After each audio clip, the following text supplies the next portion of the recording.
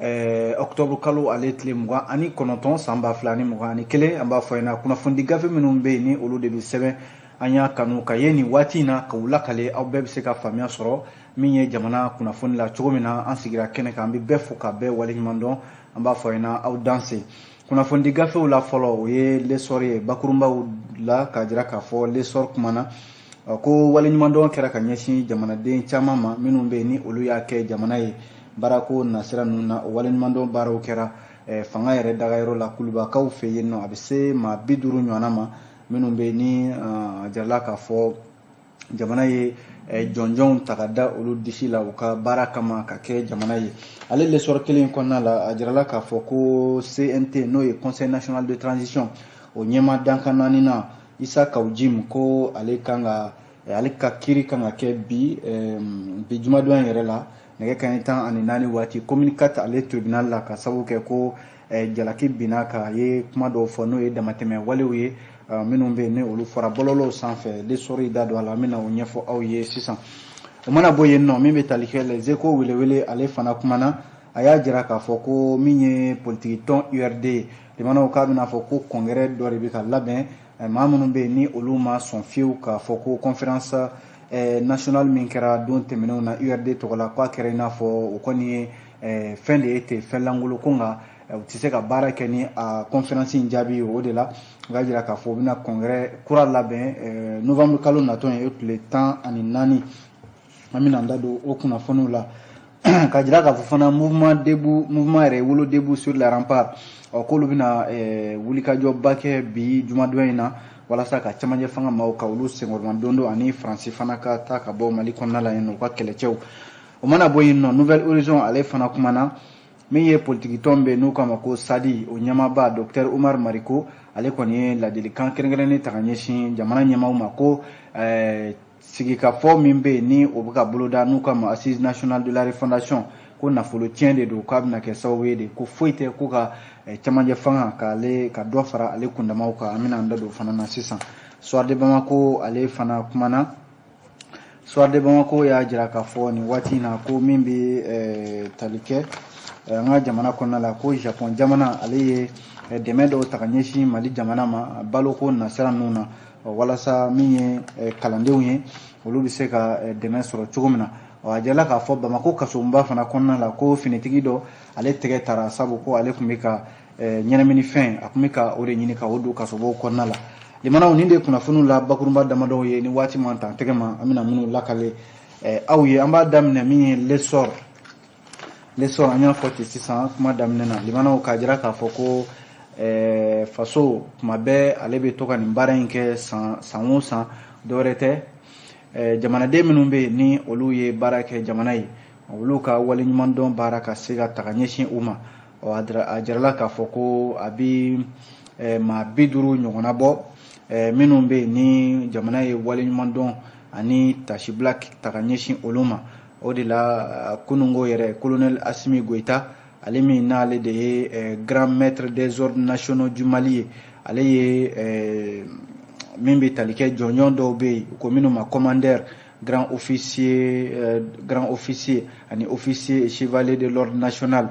ko a y'a di jamanaden dɔw ma dɔw bɛ yen olu ye bɛɛ gouvernement yɛrɛ kɔnɔna la dɔw bɛ yen olu ye ministre kɔrɔw ye dɔw fana bɛ yen olu ye finitigi kɔrɔw ye minnu bɛ sɛgɛnlafiɲɛbɔ la an bɛ waati min na ko sisan ko baara in kɛra kunungo yɛrɛ salle de banquet n'o ye ɲɔgɔn ye so dɔ ye min bɛ kulubakaw fɛ yen nɔ jamana faama dagayɔrɔ la a jirala k'a fɔ maa minnu bɛ yen ni olu ye jɔnjɔn in sɔrɔ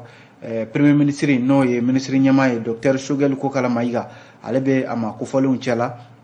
fo ka taa se conseil national de transition o ɲɛmaa colonel Maliki Diaw ani ministre min bɛ yen n'ale b'an ka kɛlɛcɛw kunna ani kɛlɛcɛ kɔrɔw colonel Sadio Kamara fo ka taa se magistrat Somé Tera ani ministre kɔrɔ minnu bɛ yen i n'a fɔ jamanakuntigi kɔrɔ ala ma hinɛ na o furumuso Amadou Toumani Touré n'o ye madame Touré Lobo Traoré ye a jala k'a fɔ ale kɛra grand officier de l'ordre national ye fo ka taa se ministre kɔrɔ ma i n'a fɔ Ousmane Sy Boubacar Karamɔgɔ Kulubali a n'a ɲɔgɔnna caman lesɔr ka fɔ la ko baara in kɔni kɛra kunungo min bɛ tali kɛ colonel Assimi Goïta ale yɛrɛ ɲɛkɔrɔ ani jamana maaba caman fo ka taa se maa min bɛ yen ne ale de bɛ jɔnjɔn ninnu di n'u k'a ma ko grand chancelier des ordres nationaux général Amadou Sagafuru Gueye a y'a jira k'a fɔ ko maa minnu filɛ nin ni olu sugandira san 2021 kɔnɔna la jamana ko u ka dɔn k'a fɔ u k'u da ka sunɔgɔ sabu u ye baara min kɛ jamana ye jamana de ye nin wale ɲuman dɔ ta ka ɲɛsin u ma bɛɛ lajɛlen t'i ye nin kɛnɛ in ka dɛ limanaw bɛɛ t'i ye nin jɔnjɔn in t'i ta ka di bɛɛ ma fo n'a kɛra maa min ni i y'i ka dɔnniya i y'i ka jija ani i ka jamana kanu k'o ta ka bila jamana ka bolo kan ka jamana baara a b'i n'a fɔ a fɔra cogo min na général Sagafuru Gueye ale ka fɔ la ko maa minnu bɛ yen ni olu ye jɔnjɔn sɔrɔ jamana kɔnɔna la yan nɔ u k'a dɔn k'a fɔ u n'a ka kan wa fɛn min don a dir'u ma de u k'u disi gosi n'a ye o de la sa n'i ye jateminɛ kɛ min ye maa minnu bɛ yen ni olu tɔgɔ la maa minnu ye jɔnjɔn sɔrɔ Bubakari Karamɔgɔ Kulubali ale kɔni ye foli kɛrɛnkɛrɛnnen de ta ka ɲɛsin jamana faamaw ma o ye nin danaya ani nin waleɲuman dɔ min ta ka ɲɛsin olu ma halisa ale sɔrɔ ka fɔ la ko a bɛ fɔ min ma commandeur o 7 o taara ka di min ye grand officier o 11 o taara ka di min bɛ tali kɛ officier o 16 o taara ka di chevalier de l'ordre national o 21 o fana dira yan'an ka bɔ lesɔr kɔnɔna la limanaw k'a jira k'a fɔ ko min bɛ tali kɛ Isa Kawu Jim ni ale de ye conseil national de transition o ye député minnu bɛ yen ni olu bɛ cɛmancɛ fanga kɔnɔna la bi o ɲɛmaa dankan 4nan o de ye Isa Kawu Jim ye a jirala k'a fɔ Isa Kawu Jim jalakira waleya dɔw la minnu ni o ye kumaw ye kuma minnu bɛ yen limanaw ni kuma sɛbɛnw tɛ kuma minnu bɛ yen ni dantɛmɛ wale kumaw don bɔlɔlɔw sanfɛ a jirala k'a fɔ jalakili binna kan communicateur ale kiiritigɛso de fɛ ni o ye tribunal de la communicatie procureur min bɛ yen n'ale bɛ communicatie kɔnɔna la ale de ye nin yamaruya in di kabi min bɛ tali kɛ tarata tɛmɛnen na limanaw ko ka ko bila gendarmerie min bɛ yen ni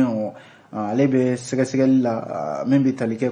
kan 1 kɔnɔna la k'u taara Kawu Jim tɛgɛ ta fo a ka so lafiyabugukaw fɛ yen nɔ brigade de recherche min filɛ nin gendarmerie tɔgɔ la kan 1 la a jala k'a fɔ a minɛnen kɔ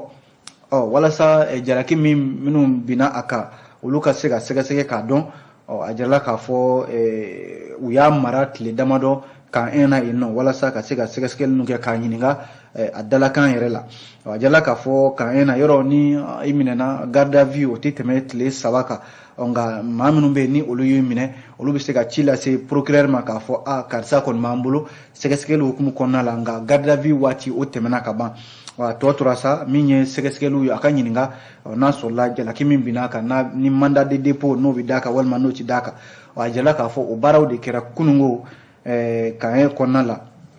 communicateur procureur ale ka sɔrɔ ka mandat de dépôt k'o da min bɛ tali kɛ Isa Kawu Jim kan ko ka taa bila Bamako kasobonba la kunungo yɛrɛ o baaraw kɛra ko in ko jalaki min don dɔwɛrɛ tɛ ko a ye dantɛmɛ kuma minnu bɛ yen n'o bɛ se ka dankari kɛ faso yɛrɛ la kuma minnu bɛ yen n'o bɛ se ka dankari kɛ jamana marabaaw la ani kuma min bɛ yen min bɛ se ka fasodenw fana su ka kɛ jamana tiɲɛni kan a bɛ fɔ min ma ko délit conflictuel o de la n'i ye jateminɛ kɛ nin baara min ye nin ye comportement délictuel a fɔra ten dɔ de o la n'i ye jateminɛ kɛ a bɛ fɔ min ma ko ka jamanadenw su ka kɛ jamana marabaaw kan limanaw nin baara in a bɛ n'a fɔ o de ye jalaki tara ka bɛn Isa Kawu Jim kan nka limanaw ɲininkali min bɛ yen ni lesɔr bɛ ka o fana jaabi nin kunnafoni kɔnɔna la o tɛ dɔwɛrɛ ye yɔrɔ Isa Kawu Jim député jɔyɔrɔ de b'a bolo bi wa min ye CNT kɔnɔna la o ɲɛmaa dankan 4nan don a dun jirala k'a fɔ ko birifini min bɛ yen ni o ye birifini tanganen ye min bɛ da députéw kan ni i bɛ député bulon kɔnɔna la a man kan fiyewu sariya ka i minɛ cogo sugu dɔ la fo n'a kɛra yɛrɛ i baarakɛɲɔgɔn n'o ye députéw ye olu de ka jɛ ka fara ɲɔgɔn kan k'a fɔ an sɔnna karisa an y'a bila aw ka bolo kan k'a sɔrɔ dun limanaw CNT min filɛ nin ye députéw tɛ nka député ladegew de don sabu u sugandira de u ma sugandi jamanaden bɛɛ lajɛlen fɛ cour constitutionnelle min ni ale ye sariya bɔ k'a fɔ ko min ye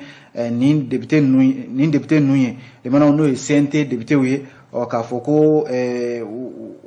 maaw don minnu bɛ yen ni u ni député minnu sugandira jamanadenw fɛ u n'olu ka jɔyɔrɔ tɛ se ka kɛ kelen o de la l'essor ye ɲininkali kɛ docteur Fuseni Doumbia ale ye kalanfa ye an ka sanfɛ kalanso dɔ la n'u k'a ma faculté des droits publics de l'université de Bamako FDP secrétaire général dɔ fana association malienne des droits constitutionnels ale y'a jira k'a fɔ ko Mali sɛbɛn min bɛ yen n'o ye charte ye ni cɛmancɛ fanga bɛ ka baara kɛ ni o ye o de y'a yamaruya ko birifini o ka da CNT baarakɛla bɛɛ lajɛlen kan nka an ka sariya sunba min n'o ye constitution ye limanaw ale ma yamaruya CNT députéw ko birifini ka da u kan ko in i n'a fɔ samasamani de bɛ charte ani transition ni ɲɔgɔn cɛ docteur Fuseni Doumbia ka fɔ la nka n'i ye jateminɛ kɛ limanaw ko fan dɔ fɛ cɛmancɛ fanga député ninnu ko birifini bɛ se ka biri u kan yɔrɔ dɔ la nka yɔrɔ dɔ bɛ yen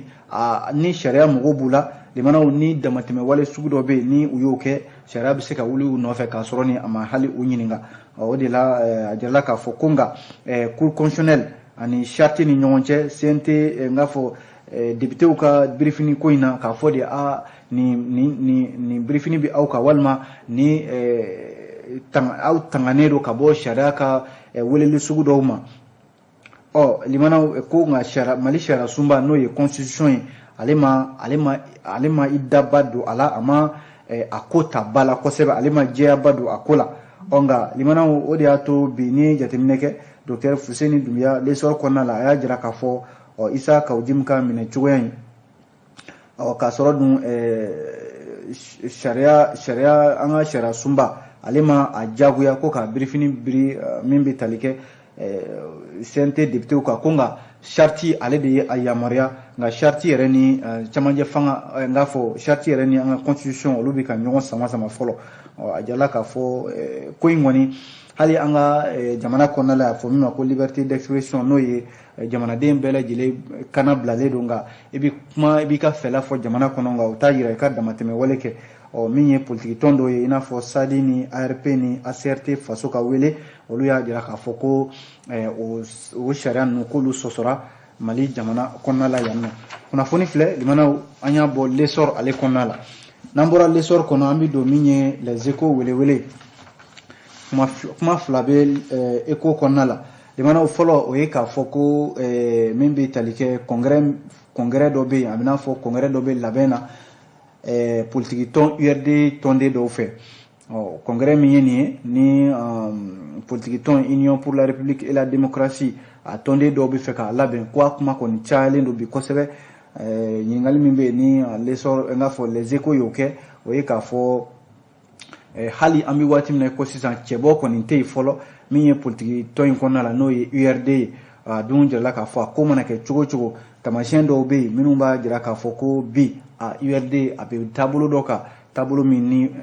farafarali yɛrɛ taabolo de don sabu jateminɛ ye min ye o ye k'a fɔ u ka conférence nationale min kɛra o dongo ni kɛnɛ ka caman yɛrɛ y'a jira k'a fɔ ko nin kɔni ye ko de ye ten k'a kɛ ten ko don a kɛra conférence nationale ye a kɔni kɛra ten a kan ka kɛ ten ko nka jaabi fɛn fɛn bɔra a kɔnɔna la ko baara tɛ se ka kɛ n'a ye ko wa u kɛlen don ka URD ɲɛmaaw dɔw bɛ yen minnu kɛlen don ka baara dɔw bila sen kan ko ka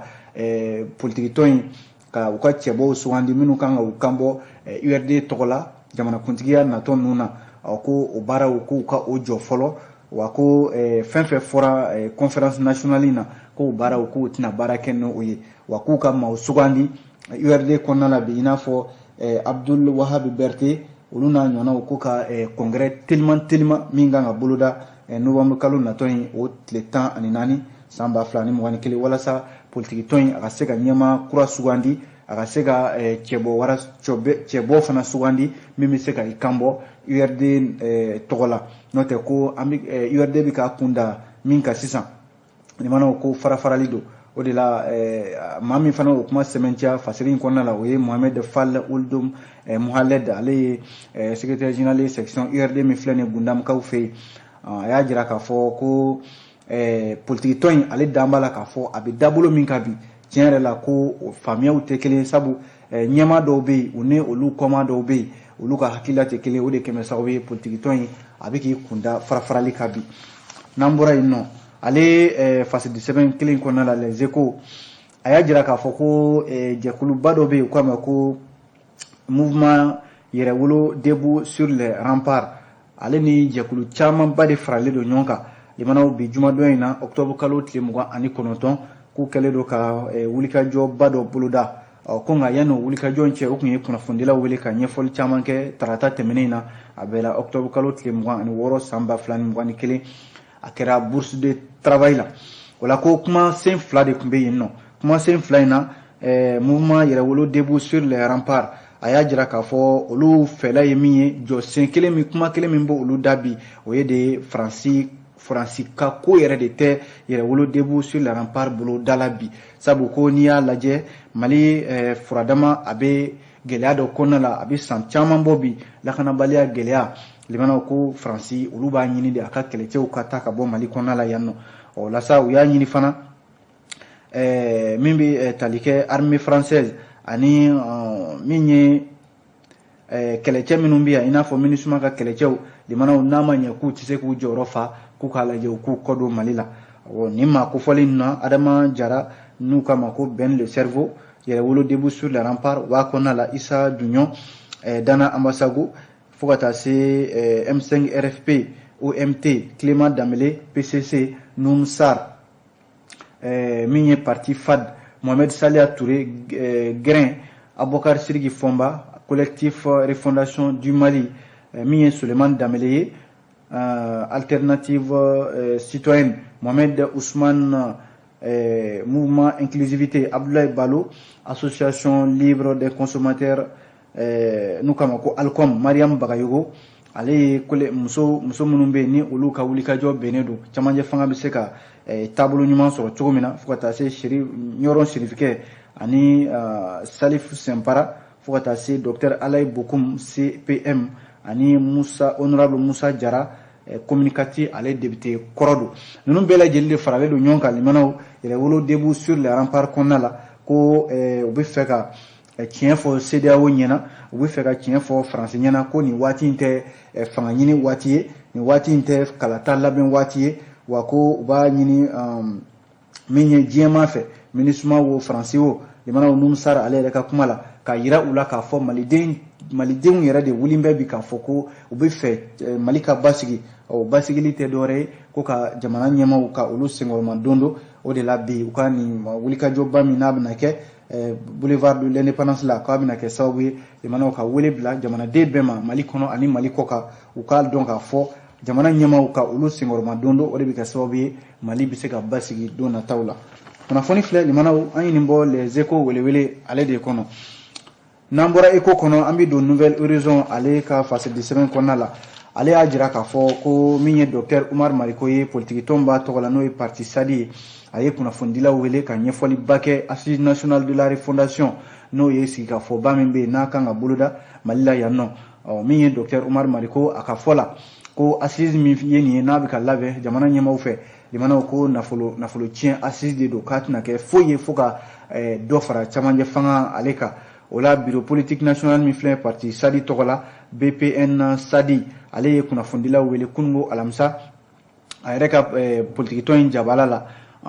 ka se ka ɲɛfɔliw kɛ docteur Umar Mariko a ka fɔ la ko nin n'a ka siɲɛ laban ye olu ale ka politique tɔn a k'i da don assise nationale de la refondation ko kuma la sabu ko olu ɲɛ bɛ kun kelen min na assise ko in na limanaw ko dɔwɛrɛ tɛ ka dɔ de fara camancɛ fanga ale kundama kan ko dun ko k'a sɔrɔ ko ni ko i bɛ nin assise in labɛn limanaw ko ni jɛrɛ minnu kɛra mali kɔnɔna jamanadenw tɔgɔ la ko a n'olu bɛɛ lajɛlen ye kelen i n'a fɔ dialogue national inclusif min kɛra décembre kalo la san 2019 ko a ni olu bɛɛ lajɛlen ye kelen ye ko foyi tɛna fɔ nin assise nationale de la refondation in kɛnɛ kan min ma fɔ o jaabi n k'a fɔ o dialogue national ninnu olu kɛnɛ kan ko k'a sɔrɔ dun o dialogue national inclusif ninnu kɛra o jaabiw talen don k'o bila tiroiruw kɔnɔ baara foyi tɛ ka kɛ n'a ye bi ko a bɛ hakilijigi kɛ k'a fɔ Ibrahim Bokar Keita ale ka fanga waati la ale yɛrɛ de ye nin dialogue national inclusif in labɛn walasa a waati la jamanaden caman tun ye jalaki bɛ Ibrahim Bokar Keita ka fanga kan a waati ale IBK kelen k'a ye dayɛlɛ bɛɛ lajɛlen Umar Mariko ka kumaw de ye nin ye ko a ye dayɛlɛ bɛɛ lajɛlen ye ko k'a fɔ a ye na an ka sigi ka fɔ kɛ o dialogue national inclusive kɛra bɛɛ lajɛlen yɛrɛ o kɛnɛ kan min yɛrɛ kun ko n bɛ IBK fɛ o min b'a ka fanga fɛ min t'a fɛ o bɛɛ lajɛlen taara o kɛnɛ kan ko munna o dialogue national inclusive o jaabiw tɛ ta ka baara kɛ ni o ye fo ko jɛrɛ wɛrɛw bɛna boloda Umaru Mariko ka fɔ la ko ka nafolo tiɲɛ nafolo min hakɛ bɛ t'i jɔ fo miliyari 2 ɲɔgɔnna la k'o bɛna kɛ sababu ye de ka Mali ka an ka nafolo ka tiɲɛ ka jamana bila gɛlɛya wɛrɛ kɔnɔna la Dr Umaru Mariko a ka fɔ la ko n'i ye jamana in ta k'a lajɛ bi jamana ɲɛmɔgɔ colonel Assimi Goïta ko a ye layidu ta diɲɛma ye min ye communauté internationale o ɲɛma a ye layidu ta CEDEAO ye yɔrɔ fanga d'Afrique 2 de kɛra ale colonel Assimi Goïta ale nana fanga la ko colonel Assimi Goïta a ye layidu min ta n'o de ye kalo 18 ye ko kalataw bɛ labɛn cɛmancɛ fanga bɛ dan kalo 18 na k'u k'a lajɛ u ka o layidu minnu tara o kumakan ninnu u ka olu bato u kana sago o kunna n'o tɛ ko kuma wɛrɛw tɛ k'a fɔ de ko cɛmancɛ fanga juguya don walima ko wɛrɛ don o tɛ wa ko nin y'a san 3 fana ye Dr Umaru Mariko ka fɔ la ko dɛmɛ min bɛ ta ka ɲɛ di politiki tɔnw ma n'o ye o parti politique ye k'o tigɛlen don ko o baara tɛ ka kɛ wa Sadi yɛrɛ tun y'o ko ta ka taa n'a ye kiiribulon la walasa min ye dɛmɛ min bɛ ta ka di politikimɔgɔw ma o dɛmɛ a bɛ se ka di u ma cogo min na wa da fana donna kɛrɛnkɛrɛnnenya la min ye kumaɲɔgɔnya ye min kan ka tɛmɛ Yadi Agali ani Amadu Kufa Bamaji jɛkulu minnu b'an ka jamana kɔnɔ yan ko min bɛ Umaru Mariko ko fɔ a ko k'olu tun ye nin baara kɛ a mɛnna ko nka miɲɛtɔ ka kuma de tɛ minɛ sogobosoyɔrɔ la olu tun ye nin kuma fɔ a mɛnna k'olu kɔni fɛla don si ka fɔ a ka boloda min ye jamana ani Bamancimaw olu ni ɲɔgɔn cɛ kunnafoni ye nin ye limanaw an ye nin bɔ Nouvelle Horizon ale kɔnɔna la n'an bɔra Nouvelle Horizon kɔnɔ an bɛ don min ye Soir de Bamako ale fasadi sɛbɛn kɔnɔna la ka sɔrɔ ka a kun cɛ ni o ye limanaw Soir de Bamako kɔnɔna la a jirala k'a fɔ ko Japon jamana ale ye dɛmɛ dɔw ta ka ɲɛsin Mali jamana ma kɛrɛnkɛrɛnnenya la baloko nasira ninnu na walasa ni ye jateminɛ kɛ san 2021 o baaraw de don balo minnu bɛ yen ni a jirala k'a fɔ dɛmɛ don maa minnu bɛ yen ni olu bɛ gɛlɛya yɛrɛ kɔnɔna la bi an ka jamana kɔnɔna la yan nɔ o la ko Mali ani Japon jamana k'u y'u bolonɔ bila baara ɲɔgɔnya sɛbɛn dɔ la a bɛ fɔ min ma ko programme d'assistance alimentaire 2021 a kun de ye limana walasa jamana kɔnɔna la jamanaden minnu bɛ yen ni gɛlɛya bɛ olu kan a kɛra secrétaire général min bɛ an ka minisiriso min bɛ yen n'ale ɲɛsinnen don an ka jamana ni jamana wɛrɛw olu baara ma ale Abdulayi Tunkara ale tun bɛ kɛnɛ kan yen nɔ fo ka taa se Japon jamana u ka lasigiden bɛ Mali kɔnɔna la yan nɔ a jirala k'a fɔ ko nafolo min ye nin ye limanaw japonais u ka wari min bɛ yen n'o ye yeni ye o 200,000 a bɛ bɛn sefa wari miliyari 1 ɲɔgɔnna de ma dɔwɛrɛ tɛ programme alimentaire mondial n'o de ye baara boloda ye min ɲɛsinnen don ka balo di jamanadenw ma a jirala k'a fɔ madame Sali Handok ale ye bolonɔ bila sɛbɛn in na fo ka taa se an ka minisiri min bɛ yen an y'a fɔ ten ni o ye Abdulayi Tunkara ye olu de y'u bolonɔ bila sɛbɛn in na walasa nin dɛmɛ a bɛ se ka di an ka jamana ma cogo min na a jirala k'a fɔ ko wa dɛmɛ wɛrɛw don fana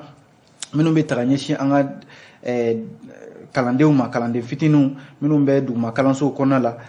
Kidali mara Gao Menaka Tombouctou olu mara kɔnɔna la a jirala k'a fɔ kalanso 405 bɛ yen nɔ u bɛna taa balo dilanlen yɛrɛ k'a ta ka di minnu ma a jirala k'a fɔ denmisɛnnin 94 dɛmɛ bɛna ta ka ɲɛsin olu ma dɛmɛ min yɛrɛ bɛ yen balo la n'o bɛna ta ka di jamana ma o bɛ se malo tɔni 740 ka taa se fana min bɛ tali kɛ balo min bɛ yen ni o ye jɛgɛ maralen ye o tɔni 120 ɲɔgɔnna fana k'o fana bɛ a ko hukumu kɔnɔna la ani denmisɛnnin fitininw cɛmisɛnninw ani musomanninw olu ka kalanko bɛ se ka don ba la cogo min na an y'a fɔ ten Kidali mara Gao Tombouctou Menaka Mopti ani Kayi olu fana ka kalan bɛ se ka don ba la cogo min na o baaraw fana bɛ sen na limanaw ka kun cɛ Soir de Bamako min bɛ tali kɛ ko nin ye finitigi dɔ ye min na ale tɛgɛ tara a ka wale jugu la Bamako kasobonba da la a jirala k'a fɔ finitigi don min ni kununko alamisa yɛrɛ octobre kalo tile 28 kunnafoni bɔra ka bin k'a fɔ finitigilaka dɔ ko ale tun bɛ fɛ ka dɔrɔgu cɛjugu a tun bɛ fɛ k'o de don Bamako kasobonba kɔnɔna la ko nka a bɛna fɔ kasobo kɔlɔsibaw olu ka sɛgɛsɛgɛli yɛrɛ ma an'u ka jateminɛ ma k'u sera ka nin maa kofɔlen u ye tɛgɛ da a kan ko yɔrɔ ni bɛ don kasobo kɔni kɔnɔ limanaw sɛgɛsɛgɛli dan ye o ye a jarala k'a fɔ maa kofɔlen finitigi don a na kɛ a y'i ta a ka finitigi jɔyɔrɔya de fɛ ka min ye drogue ka o bila min bɛ tali kɛ k'o dogo k'a fɔ k'a bɛ don n'o ye kasobon kɔnɔna la min ye an ka finitigi ninnu ye minnu bɛ kasobon kɔlɔsi olu de ye nin sɛgɛsɛgɛli kɛ walasa ka se ka tɛgɛ kɛ a la limanaw a bɛ waati damadɔ bɔ sisan nin ɲɔgɔnna walew de bɛ ka tugu ɲɔgɔn na Bamakɔ ale ye kasobon kɔnɔna la min maa minnu bɛ yen ni olu bɛ drogue cɛjugu walima minfɛn cɛjugu k'u dogo k'a fɔ u bɛ don n'a ye kasobo kɔnɔna la hali n'a sɔrɔla minɛn kɛrɛnkɛrɛn tɛ an ka kasobo kɔlɔsiba ninnu bolo min b'a jira min bɛ maaw sɛgɛsɛgɛ ani min b'a jira k'a fɔ n'i bɛ don kasobo kɔnɔna la fɛn b'i bolo min ni i n'a man ka don nka u n'a ta o ta limanaw k'an ka kasobo kɔlɔsiba ninnu u jijalen don kosɛbɛ maa o maa bɛ yen fo n'i tɛmɛna u ɲinama nɔ tɛ limanaw u n'a sɛgɛsɛgɛli boloda kunnafoni filɛ Soir de Bamako ale de y'a fɔ an bɛ kunnafoni bila nin kan yan an sera ka min lakali aw ye ka bɛn nin ye o ye nin an b'a fɔ yen aw ni ce aw ka lamɛnniko ɲuman na n'aw ka fiyɛliko ɲuman na a k'an bɛn dɔgɔkun wɛrɛ